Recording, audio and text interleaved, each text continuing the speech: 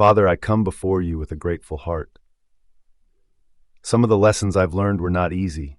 They came through pain, correction, and moments I didn't understand. But today, I choose to say thank you. Thank you for not leaving me the same. Thank you for shaping my character and refining my heart. Lord, even in my mistakes, you were teaching me. When I felt like I failed, you were building wisdom in me. When I went through hard seasons, you were strengthening my faith. I may not have understood it then, but now I see that every lesson had a purpose. Thank you for the growth that came through correction.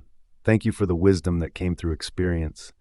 Thank you for teaching me dependence on you when I tried to rely on myself. You used every situation, good and bad, to draw me closer to you.